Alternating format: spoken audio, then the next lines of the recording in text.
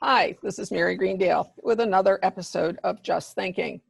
A few months ago, in fact in March, Carolyn Dykema, state representative for Holliston, and I were supposed to get together and talk about our quarterly report, what's happening on Beacon Hill and all the other exciting stuff that Carolyn tells us about. Well, we never quite got to it, and that was all because of the virus. And so today we're going to pick up from where we left off, but I don't think we'll be talking about the ordinary stuff. I think we'll be talking about the virus and racial tensions. And let's see what Carolyn has going on. Carolyn, welcome. Hi, Mary. It's great to see you. Even if it's virtually, it's good that we have a chance to get together. I think we're all Zoom experts at this point. At this point, yeah, this feels almost as normal as the studio. Well, I'm in the studio because my Wi-Fi works better here. But at any rate, so wow, last 3 months have been quite a different lay of the land, haven't they?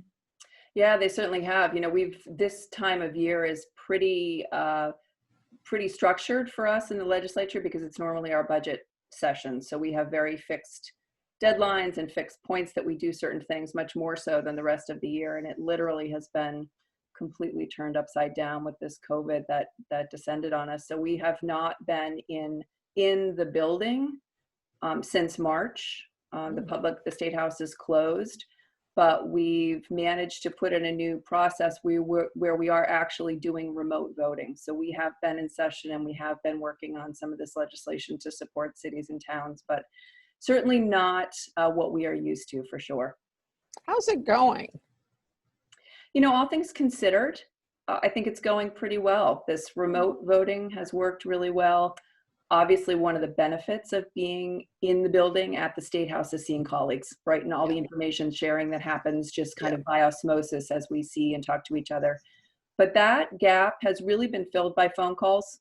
You know, I talk on the phone to my colleagues more than I traditionally have, but I would say that the information flow is still very much happening. And I would say that's the case with the towns as well. At the beginning, you know, I was concerned because all these public events got canceled. And that's where I get a lot of my information, when I hear people and see people. But people have been great about reaching out. I don't know where we would be without email, because I've gotten a ton of emails. And I really tried to upgrade my communications out of the office because people are just yearning for information. So I put together, starting back when we first had the state of emergency, I think it was the 10th, March 10th, started putting out a daily newsletter where I really try to catalog, and thank goodness for my staff, who is tremendous, but really catalog the day-by-day information that's being released from the administration and what we're working on legislatively. And I've been getting a lot of feedback. You know, people can just respond with their questions and comments to that. So that's been really helpful too. I think that's been great. I found it very useful myself, just to know, you know, a little bit more about what's going on from somebody who knows us, you know, knows this community, knows what the impact of a decision might be on this community. It's not all one size fits all for every one of these decisions that comes out of Boston. But right, or even the national media. You know, there's so many national narratives that it's hard to sort through what affects us and what doesn't. Sometimes one gets very tired. I have found that too many Zoom meetings and long Zoom meetings are really, really tiring. It's funny. It's strange that it's different.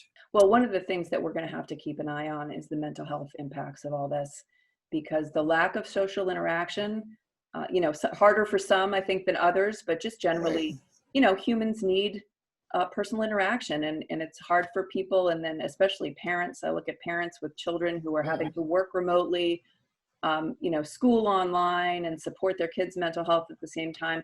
That's really on my radar. And we've been having weekly calls with the committee that I serve on, the Committee on Mental Health, Substance Use and Recovery, all of those groups which are affected by the lack of this interpersonal contact and stress, and how we're going to start thinking ahead.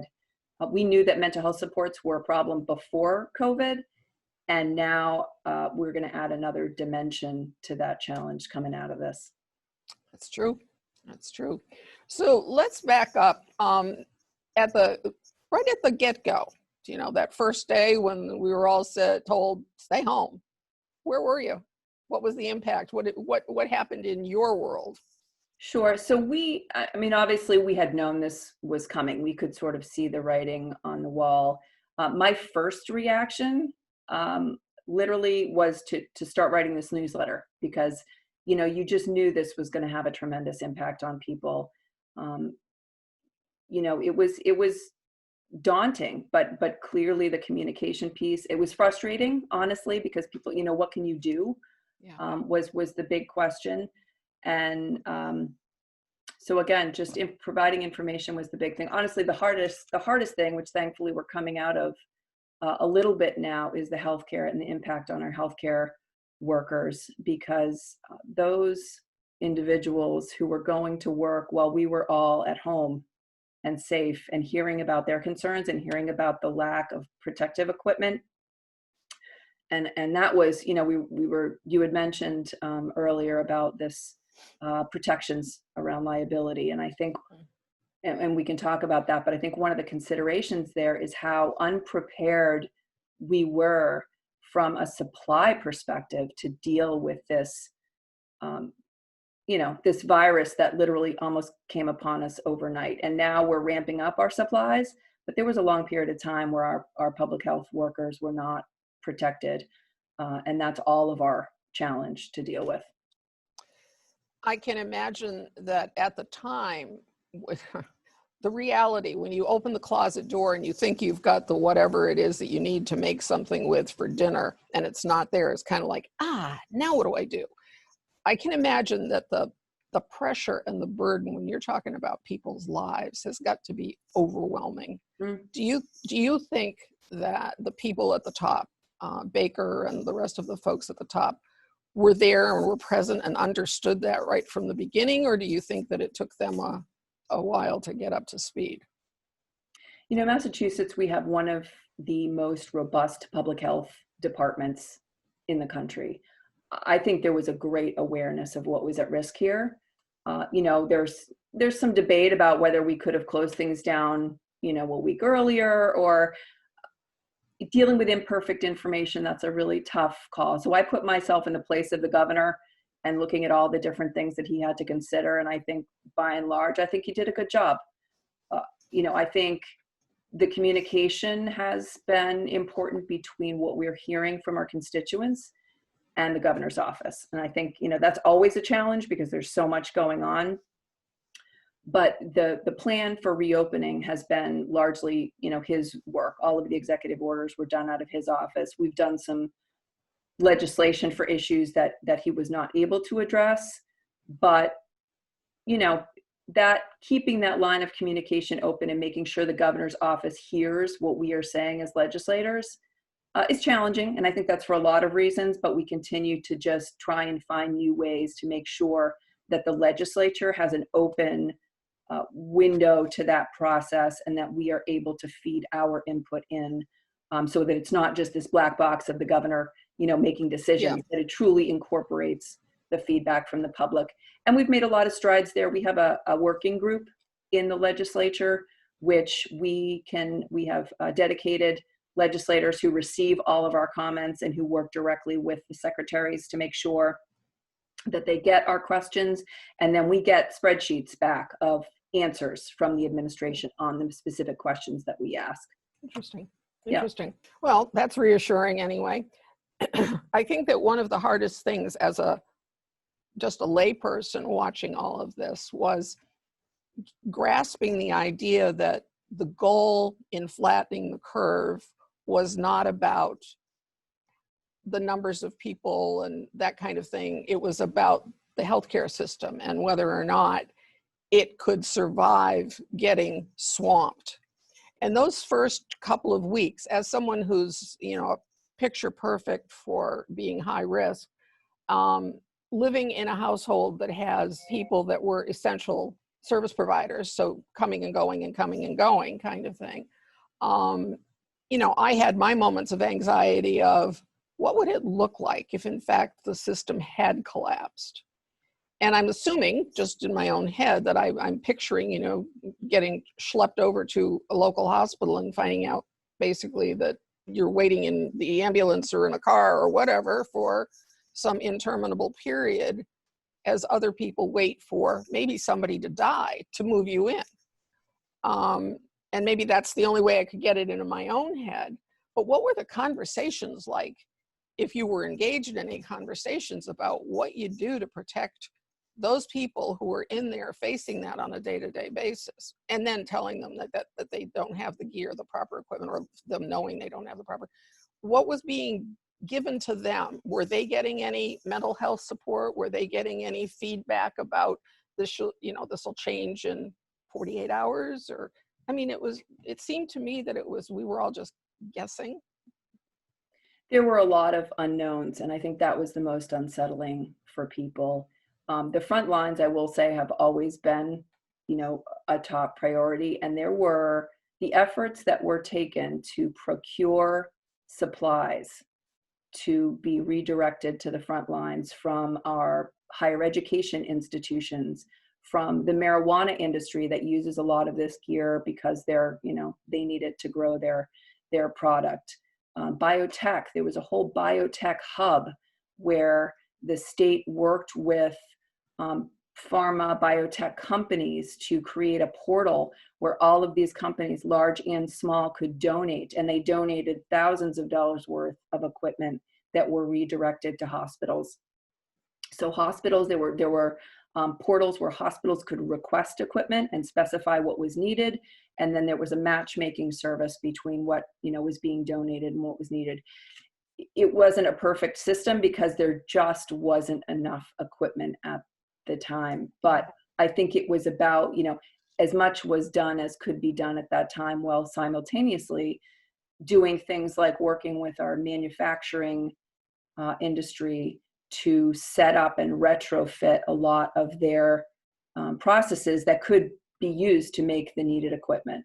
And a number of companies locally stepped up, and there was state support and state funding to help them transition into, producing the supplies that were needed. So it was really tackled from every possible direction. I did listen to Baker's interviews or his press conferences most every day, and caught the ones where he was at factories that were retrofitting themselves to new product lines. And it was kind of exciting. I mean, it was actually gratifying to hear about, I don't know, the willingness of people to change and to shift. And just the innovation, the spirit of innovation that was shown. Yeah. And just to share a Holliston, a local story, because these conversations still continue, there is a company here in Holliston that produces one of the critical elements of testing supplies. And they are right. I mean, we've got these little gems in town. So I've been working with them and with Congresswoman Clark's office to try and get them some support so that they can scale up what they do, because they're best in class. And a lot of these pharma companies that are making these testing chemicals need this particular product and able to, to be able to convert what they do into a usable product. So we continue to have these conversations. And I think that the conversations between the state level and the congressional, the federal level has also been very good. Congresswoman Clark has been terrific. Would you, from your perspective, do you think that a coordinated effort at a national level would have been better, or would it have made it more complicated, or would we have perhaps had less innovation locally? I mean, there's some pluses and minuses that I see, but what do you think? Well, I don't think it's a black and white question, right? It's a matter of degree. I guess from my perspective, and we know through direct conversations that were had between the state and the federal level, that we needed more support, that the level of support was not adequate. Around PPE, there were some questions about the national stockpile, and there were some competing interests where the federal government was literally taking supplies that we had ordered for our population and moving them to the federal supply, so that everything that we had expected and needed did not arrive to our healthcare workers. That was incredibly frustrating. Yeah. And that happened more than once. It happened actually right here in Milford. They had made some requests that were taken and did not end up here at Milford Regional Hospital, which was disappointing. The other area where people are still calling for more federal support is around guidelines for testing and antibody testing, and how that's going to be managed, so that when we count our numbers and we make an assessment for the current state of the virus, we have a consistent plan state to state, and states aren't being asked to kind of cobble together their own plan for testing and how that's going to be implemented. So there's definitely more work to be done there. Explain that to me just a little bit. So if I understand you, the way are you talking about the tests and the kinds of tests themselves that are being used, or are you talking about the data that's collected from those tests and whether every state is using the same data? All of the above. Everything related to testing, in my opinion. I'm sure there are maybe others that have a different opinion, but there should be a national protocol. States obviously do their own thing often. Here in Massachusetts, we like that. We like some degree of autonomy. Yeah. And we can always gather more information that we want to use for our purposes. Yeah. But there should be a national standard, and there should be some effort at national distribution of tests that have been approved, that are the best technology, so that we know we don't have to worry about those most basic testing concerns at the state level. But we're still having to worry about that? There's CDC guidance, but again, we are very much on our own, doing our own Massachusetts-based plan. Well, the good news is, at least from my perspective, I have always been very comfortable and have faith in the fact that I think Massachusetts does very well in this kind of thing and in many kinds of things. So I'd feel a whole lot more nervous if I were living in many of the other states in the union, that I listen to what they accept as government service, and it's just not what I look for. But at any rate, so we have the whole virus. It continues along. We're expecting, I assume, something of a surge as we continue to move forward and everything goes along. What are you anticipating as a response from the public? Are you hopeful that people are going to respond and do the right thing? Wearing masks, maintaining distances, not doing big gatherings and that kind of thing, other than protests, which does raise a whole issue about, it's either right or wrong kind of thing, but okay. So what do you think? Do you think we'll be able to do this? Or can Massachusetts pull this off? Of course we can. I'm an optimist. Massachusetts residents, my experience is that they take this very seriously, and they've taken the distancing seriously. Is it perfect? It's not, but I think we do a pretty good job, and that's supported by the numbers that we're seeing here, where we're seeing declining trends on almost all of the metrics that we look at to determine where we are with respect to the virus. I think the concern right now is this notion that there could be a spike in the fall at the same time that there would be a spike potentially in the traditional flu season. Yeah. So, there's a lot of anticipating that, and how can we be very careful about what we do now. So if we start to see us heading toward that we can ratchet things back to be able to, again, make sure that we don't see another surge that would compromise both our health and our healthcare system. So looking ahead, there are two fronts. There's the educational front and the economic front, both of which loom large for us. What are the conversations on the economic front? How do we manage all of this? We're reduced revenues at a state level, probably some at a local level, although I can't attest to that at the moment. But bigger issue are all those businesses that are just, struggling, even our little guys. Right. And so there are a lot of different kinds of businesses. I think it's important to remember talk about them not as a uniform entity. We've got a lot of businesses that are able to have all of their employees, or most of their employees, work from home and work remotely. And I think a lot of companies will continue to do that. My biggest worry is the small businesses, especially the restaurants and retail that already operate on really small margins and have just been devastated by this. So this is one area where we've intervened legislatively. And just last week in our remote formal session, we voted on a bill that would make it easier for local restaurants to get the local permitting necessary to do outdoor seating, for example. Some flexibility and latitude in the ability to sell alcohol to go, which they weren't able to do before, in order to help them supplement their bottom line to get us through this.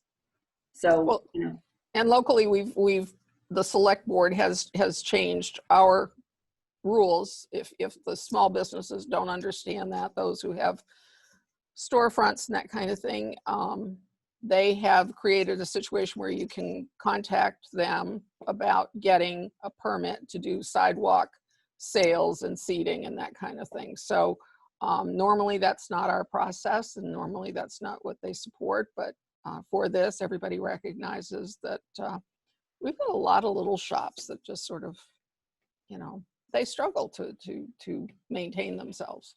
So anyway, that was good news, and you're adding to the good news, and I can only keep my fingers crossed that we'll all still have places to go that are. It's hard to explain though why, like Home Depot gets away with one thing and somebody else doesn't, and those kinds of inconsistencies. And yeah, anyway. I know I've had a lot of questions about that. Why is one thing, and one of the questions I got, why are hair salons allowed to open when for example, spas or pedicures or nail services were not? What's the distinction there? That's a good question. And I guess what I would say to that is that those decisions were made by this reopening advisory committee, which had a broad stakeholder base, including businesses, every sector of the economy you can imagine, including healthcare, to try and sort through this and do it in a way that was, allowed as much business as possible while still protecting public health. I think in some cases we got into a position where you have to draw the line somewhere, right? You need to do this slowly, and how you go about this slowly. Sometimes you have to make distinctions that maybe aren't immediately obvious, but you just have to draw the line. And I think that's where we ended up with a lot of these decisions. But they were based on public health, and minimizing risk to the extent that we could. So tell us about what legislative action is or steps are underway at the moment in any capacity as relates to the virus. What are y'all working on? Sure. So a lot of what we've done so far has been related to municipalities and allowing them to do things like move local elections. Elections have been a big concern, not only locally, but also in the fall. So we're looking ahead to primary elections and, of course, the presidential election in November, and how are we going to make sure that everybody has the opportunity to participate and keep everyone healthy. So the big Can I just jump in here for 1 second before we lose track? So the local election, I just want to be clear for people, is June 23rd, which is coming up very shortly, but you are being encouraged to vote by mail, which takes a little bit longer because you have to fill out a form that's on the website, send it in, and then have the town clerk's office mail you a ballot, and then you have to mail that ballot back. So you can't wait until the 23rd to try to do it by mail. So this is just a plug for if you plan to vote, and we certainly encourage you to vote in the town election for June 23rd, get moving now. Sorry to interrupt you, but I had to put in a plug. Good message. Yes, important message, Mary. All right, so go ahead. So we're looking at essentially implementing the same process for federal elections that voters are looking at now for the local elections. So we passed legislation on that last week that would put in place exactly that process for both September as well as November elections. So, residents would have to mail in, get an application back, submit that, and get a ballot. It's a long process. So this is actually a good opportunity locally for those people that haven't voted absentee before. It's very similar to the absentee voting process that would be opened up much more broadly to everyone. So I do have a question about it. As it stands now, if I understand this correctly, none of the ballots are counted until election day. So Correct. They can't be counted until, in our case, election day is open from 12 to 4. It's not open all day long. That's another point people need to remember. So they can start counting the ballots at 12 o'clock. That's okay for a town election when we don't get, that many voters. When you're talking about the November final election, when you could have, let's say, 80% turnout, maybe more, who knows? How do you start at 8 o'clock in the morning or 7 o'clock in the morning, even if you're doing it all day, and go until 8 o'clock at night and get that all counted during that day? Did any of that change? Has any of that been addressed? It is. So one of the things that we included was to include a scanner code on the ballot itself so that the clerks can keep track of all these ballots, which is something that they wanted. You don't realize how many complications go along with mail-in voting. For example, if the person votes early, but then passes away before the vote is counted, what happens to that ballot? So that has to be able to be pulled. If for example, there is someone who votes early and that candidate, that person wants to pull their ballot and decide they want to vote on election day, they still need to be able to do that. So that would prohibit, you want to make sure that only votes that are valid at the point in time of the election day at the end of the process are actually counted. So that's why they weren't able to be counted in advance.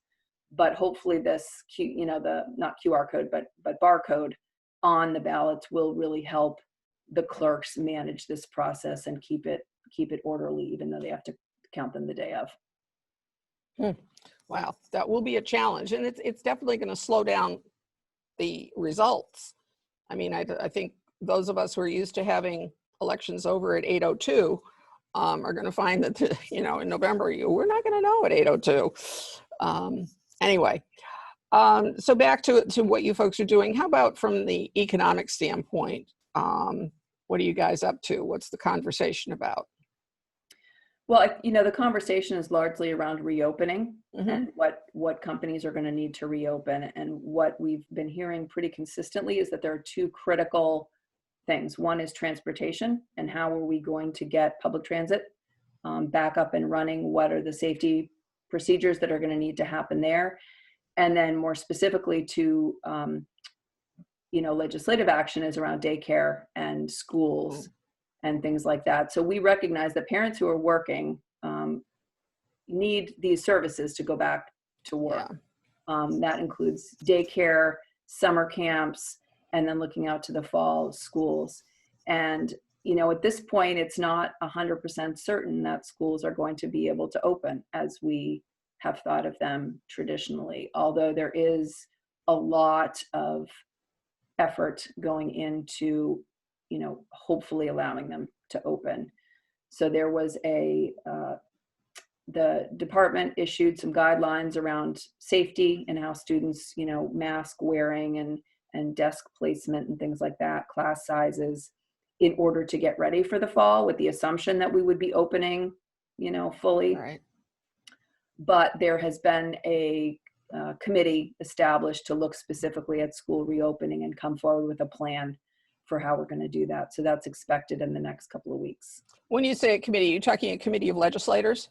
No. Well, we do have a committee of legislators, but there is also, the department also has their own committee. So that's where there's a little bit of ebb and flow. I think, the notion would be that the administration, with feedback from the legislature, would issue a plan. And unless they're, as long as we're all in agreement on the plan, and unless there is some provision that requires legislative action, a lot of what we're doing these days is more by policy and by order than actual legislation. I saw the chart graph of what it is that the Department of Education was suggesting for accommodations as far as changes this fall. The one thing that was clear was that it was going to be very expensive. There's hardly any of it that doesn't have some financial cost attached to it. So how does the conversation go about that? Yeah, so there is a grant program that the schools can apply to get funds for costs related to protective equipment and things like that will be required. That kind of opens the question of our state budget and what's going to happen with that, because obviously additional resources are needed for school reopening, as well as a range of other needs that we touched on. And this might be a great time to just transition into what the status is of our state budget and where we go. I know that's of interest to the town for town budgets as well. So normally we would, in April, the House would pass its budget, the Senate in May would pass its budget, and it would be signed into law by July 1. The budget that we put forward is based on a expected revenue number that it contains both state revenues and federal revenues. Right now, we don't know either of those numbers.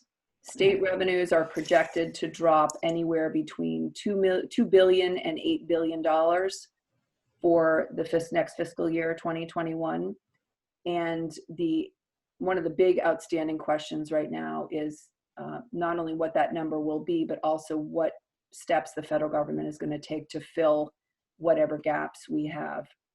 So until we can get what we call a consensus revenue figure, which is the number on which we build the whole rest of the budget, we really can't move forward with a final, traditional budget for 2021.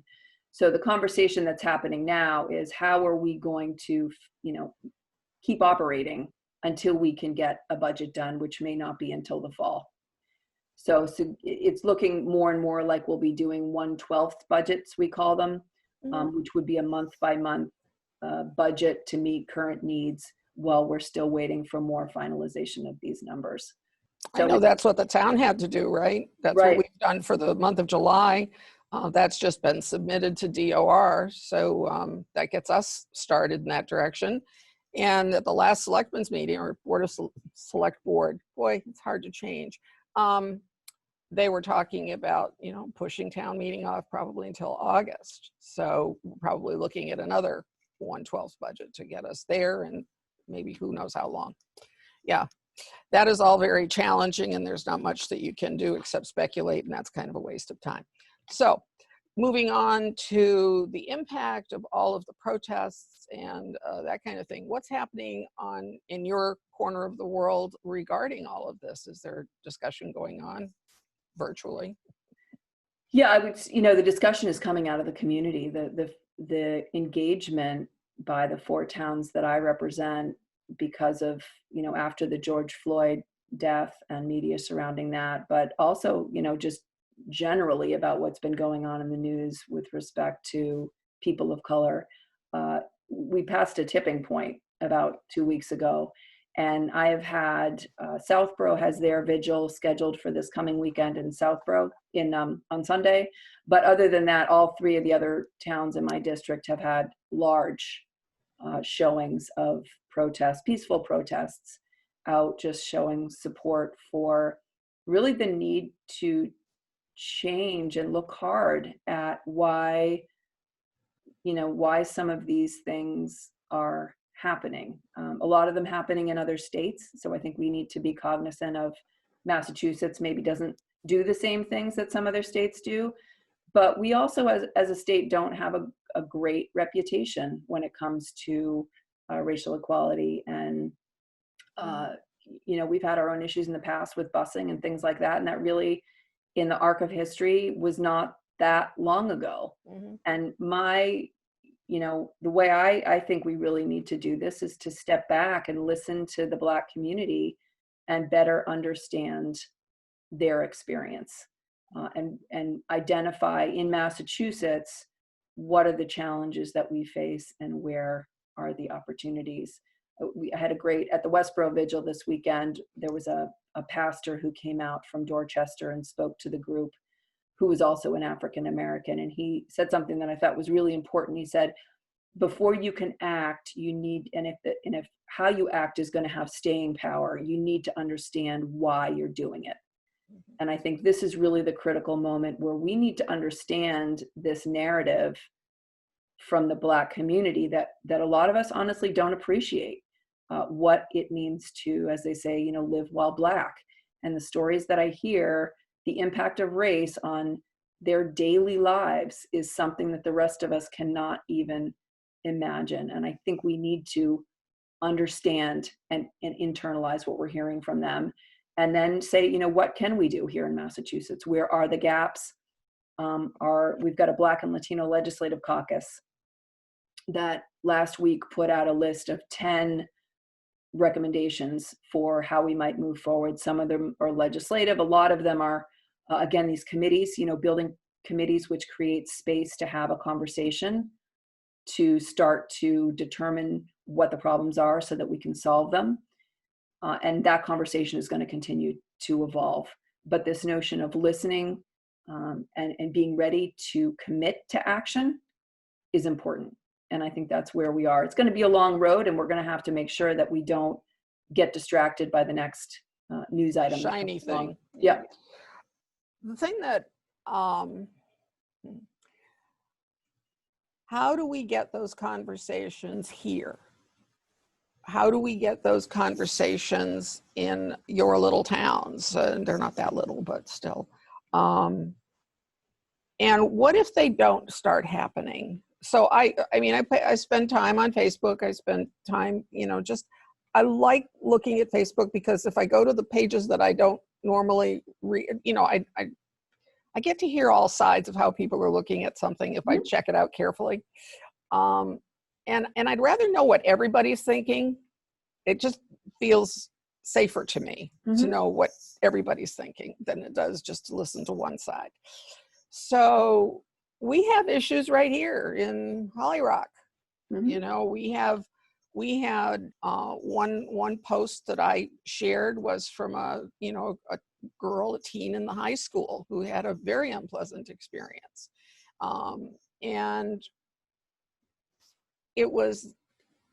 the response was expected, where everybody was like, oh my God, this is shocking. It shouldn't happen. It's, we got to do something. And that's all okay. But then how do you make sure something happens? Well, and I think this is where the conversations get hard, and they're going to get hard. And if you look at the history of this issue and the history of trying to achieve racial equality, this is not going to be an easy conversation. And I think we need to resist the effort to think that, I would never do that. Where is this problem coming from? I think we really all need to look hard at ourselves and how we interact with these issues, and what are we going to individually do. I think it's tremendous to see so many people stepping up now to do something. But now we're at a critical point where over the next few weeks, I think what we're going to see is that some of these forums for conversation, whether they be in the community, and one of my communities has set up a forum, Zoom forum, where they're going to get together and just be heard, and have people of color from the community be heard, as well as to start to suss out where is the community and how do we best move forward. That's a good idea. Yeah, and I think these are going to be grassroots efforts. Clearly, officials and leaders in the community are going to play a key role. But I think it's a community conversation. It's not a government conversation.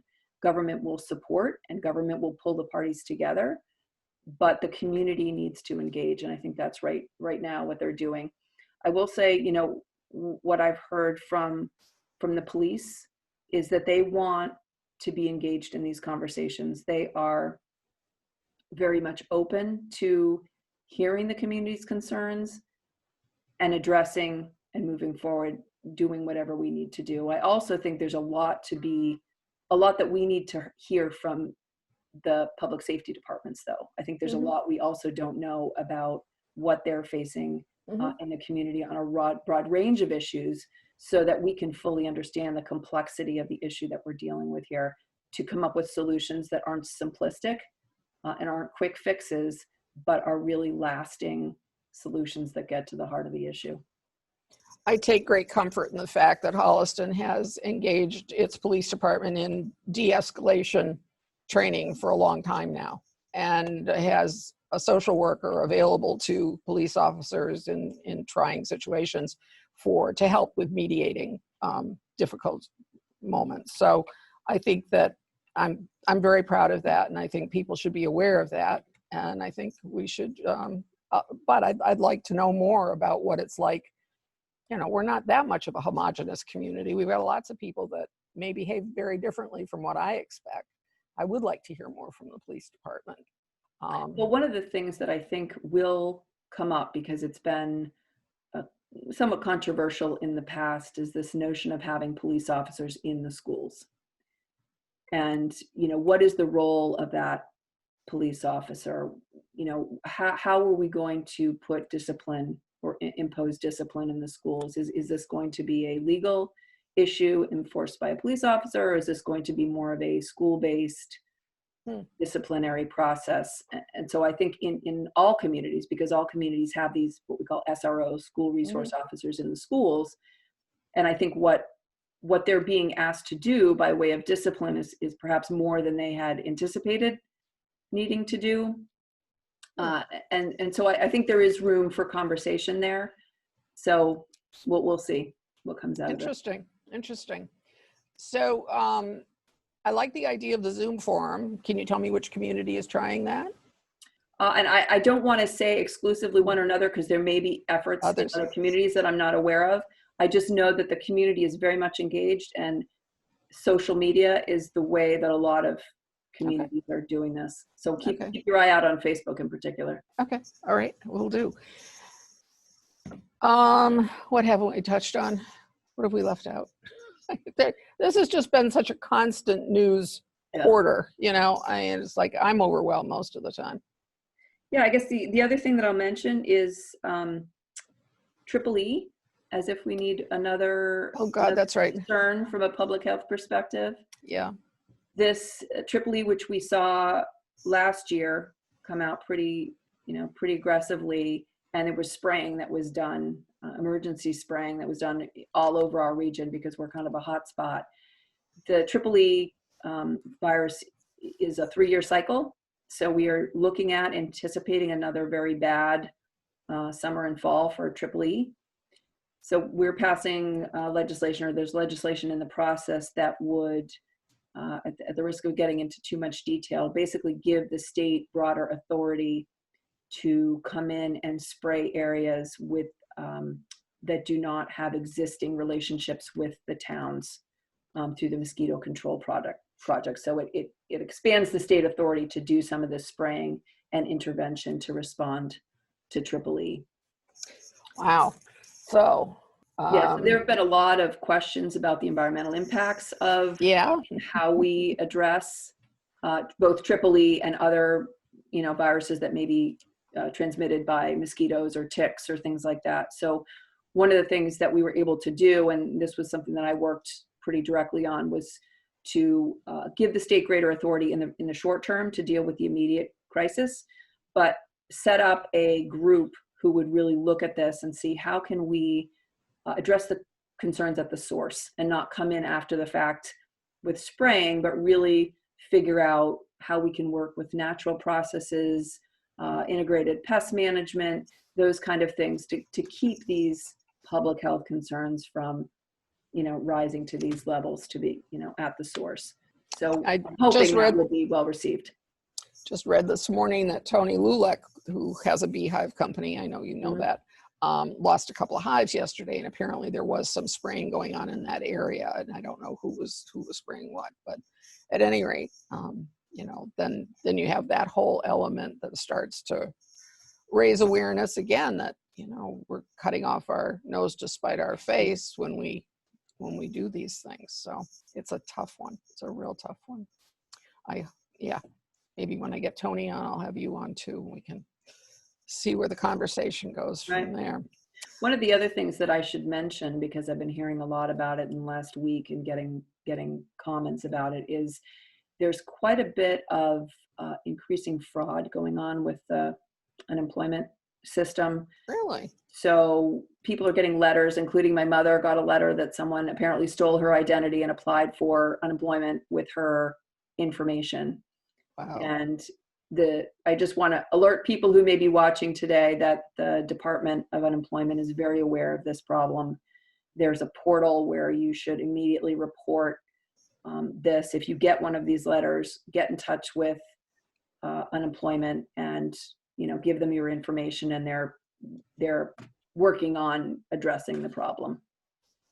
There has to be somebody somewhere all the time, that's going to take advantage of the situation. Right. Yeah, really. It's just incredible human nature. And I think it's a credit to the system that they're recognizing, and setting up a process to be able to deal with this while still making sure that people who really need the resources are able to get them. Yep. All right. So, anything else? Nothing else that comes to mind immediately. Okay, I've done my checklist. We will get back to those bigger and grander issues of public transportation and roadway projects and all those other things that we normally talk about. We'll get back to those again at some point, but we'll see what the fall brings.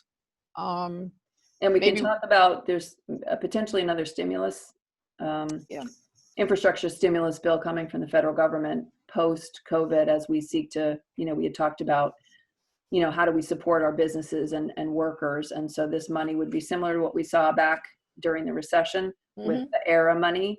yeah, And so we're starting to think ahead about, if this money does come in, how are we going to have these, quote, shovel-ready projects? shovel-ready projects, yeah. And Our local for cities local and towns- communities too?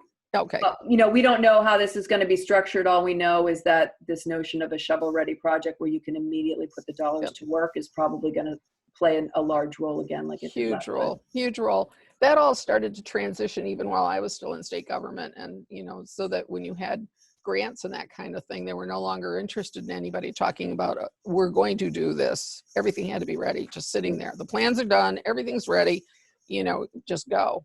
So, and that's not usually where cities and towns are sitting.